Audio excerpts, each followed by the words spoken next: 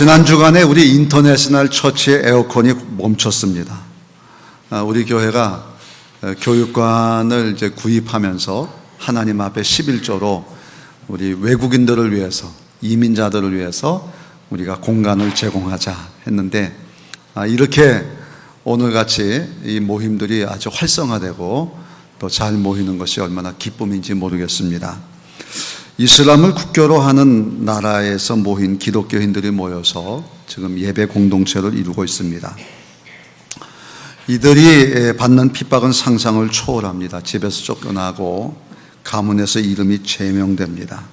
이들 중에는 에집트에서 온 콥트 기독교인들이 있습니다. 예수님이 아기 때 피난 가셨던 곳이 에집트인데, 그래서 그곳에는 기독교회가 세워져 있습니다. 예수님 피난 교회라고 이름 지어진 교회도 있어서 제가 가봤습니다. 이들의 삶의 비참해서 우리나라 방송에도 소개된 적이 있습니다.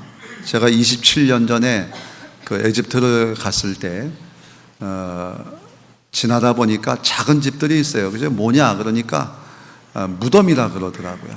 그런데 에집트 기독교인들이 살 곳이 없어서 사람 죽은 무덤에 가서 삽니다. 그러니까 그 무덤이 우리처럼 생긴 무덤이 아니고 집처럼 이렇게 지어져 있어요. 그런 곳에 삽니다. 또 이들의 삶이 식장을 구하지 못하니까 쓰레기장에 가서 쓰레기 구해가지고 그 쓰레기 팔아 사니까 너무나 삶이 아주 비참합니다. 정말 비극적인데 지금도 그 상황이 오히려 더 변하지 않고 열악해졌다, 그렇게 얘기합니다. 이슬람 국가에서 예수를 믿는 것은요, 죽음이나 마찬가지입니다. 그런데도 이들은 예수를 그리스도로 믿고 또 그 믿음의 생활을 계속하기 위해서 우리 인터내셔널 처치에 와서 같이 신앙생활을 하는 것입니다. 전에도 한번 말씀을 드렸습니다마는 우리 인터내셔널 처치에서는 참 축하할 일이 하나 있었어요. 그게 뭐냐면 이슬람의 이맘, 전도사 생활을 하는 분이 예수를 그리스도로 믿고 정말 성경을 공부하면서, 야, 예수가 이런 분이냐? 나도 이 예수 믿어야 되겠다. 그래가지고 이분이 이제 개종을 하고, 그래서 같이 세례를 베풀면서 함께 울었던 그런 기억이 있습니다. 그런 교회 에어컨이 고장나서 갔더니 그 에어컨 상표가 골드스타입니다. 금성이에요. 얼마나 오래됐는지 기사분이 오셔가지고 도저히 부속이 없어서 고칠 수가 없다 그럽니다. 하지만 우리 이민자들이 모인 인터내셔널 처치는요, 이민자들의 쉼터요, 꿈터요, 영성터요, 지역터요, 나눔터입니다. 매일 우리 목사님이 문 열어놓고 그 외국인들이 이렇게 옵니다. 그냥 어떤 분들은 무섭다고도 하는데, 하여튼 뭐 시커먼 분들, 막 덩치 이렇게 큰 분들이 이제 와서, 그래도 거기 와서 차라도 마시면서 위로받고 격려하고, 때로는 그 이민국에 가가지고 이들의 난민 신청도 해주고, 뭐 이런 일들도 우리가 하고 있습니다. 정말 큰 일들이 일어나고 있는데요. 그래서 보강초등학교 앞에는 그 다문화 아이들이 갈 곳이 없어가지고, 그래서 우리가 도서관을 2층에다 하나 만들고, 그 아이들이 거기 와서 이제 수업이 끝나면 이제 놀고 숙제도 하고 이제 그렇게 하고, 또 한글도 가르치는 이러한 일들도 합니다. 얼마나 뜨겁게 이들이 예배하고 기도하는지 수요일, 목요일, 금요일 저녁에도 이들의 기도가 계속되고 있고, 뭐 주일에는 말도 할 것이 없습니다. 같이 와서 예배하고 식사도 같이 하고. 제가 이런 생각을 했던 것은, 우리 한국 분들이 미국에 갔을 때 미국 교회가 이 공간을 내줘가지고 거기서 교회를 했잖아요. 제가 스웨덴에 갔더니 스웨덴 스톡홀름 교회는 아주 이만한 예배당을 한인들에게 이렇게 제공을 해가지고 오르간까지 특별히 제작을 해서 이렇게 해가지고 예배를 드릴 수 있도록 하는데, 야, 이게 선진국이구나. 나도 이 다음에 그런 목회하면 좋겠다. 그래서 이거 사자마자 제일 처음에 그 제일 좋은 공간을 작지만 이렇게 내드린 것이 오늘날 여기에 이분들이 이렇게 예배를 잘 드리게 된 것입니다. 에어컨 이야기를 하다가 여기까지 왔습니다. 여러분, 이 땅에 온 이민자들을 위해서 또 예수를 그리스도로 믿는 우리 기독교인들을 위해서 기도해 주시기를 바랍니다. 여러분이 기도해 주시면 이분들이 힘을 얻어서 잘 살지 않겠습니까? 이들 중에는 본국에 가서 선교사가 되겠다 이렇게 소원하시는 분들도 있습니다. 최근에 보니까 남아프리카 공화국에서도 오고, 저보고 한번 찾아왔어요. 남아프리카 공화국에서 오신 분이, 목사님 제가 여기서 잘 쉬었다 갑니다. 그러면서 이제 본국으로 이제 간다 그래서 같이 기도하고 이제 그렇게 헤어지게 했고, 예멘, 수단, 또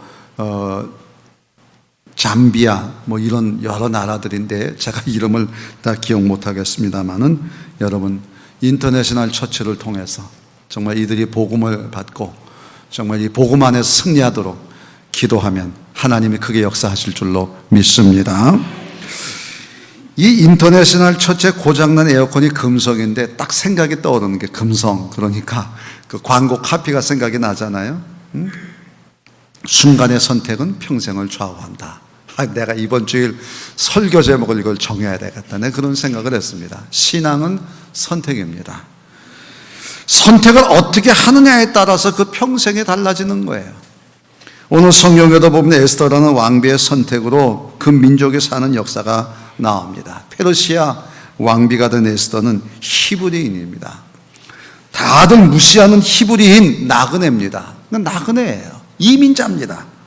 이민자지만 하나님이 선택할 때 하나님은 왕비가 되는 은혜를 주셨습니다. 잘나서가 아니라 선물을 받은 거예요. 그런데 이스라엘 정적들은 히브리인인 이스라엘을 죽이려고 계략을 짰습니다. 다 죽게 되었습니다. 이때 왕비 에스더는 왕 앞에 나가서 이 사정을 아뢰입니다. 하지만 페르시아 법에 왕이 부르기 전에 왕비라도 마음대로 나갈 수가 없습니다. 이게 제국의 슬픔이에요. 제국은 여러 나라를 침략해서 만들었기 때문에, 우리 일본 사람들이 우리나라 침략하고 중국 침략하고 러시아 침략하면서 제국을 만들지 않습니까? 그러니 수많은 나라들이 이 나라를 향해서 원수를 삼는 거예요. 언제든지 안중근 같은 사람이 나오는 겁니다. 그래서 그들을 죽이려고 하는 거죠. 그러다 보니까 이 제국의 왕에게는 아무나 함부로 나가면 안 됩니다. 왜? 그렇게 왔다가 암살하면 안 되니까.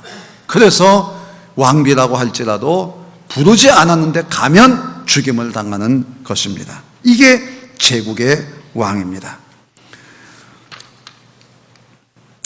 그런데 에스더는 왕 앞에 나가서 이스라엘 동족을 살립니다.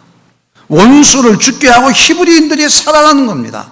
순간의 선택이 평생을 좌우하듯이 한 여인의 신앙의 선택으로 인해서 그 동족이 살아나는 역사가 일어나는 것입니다.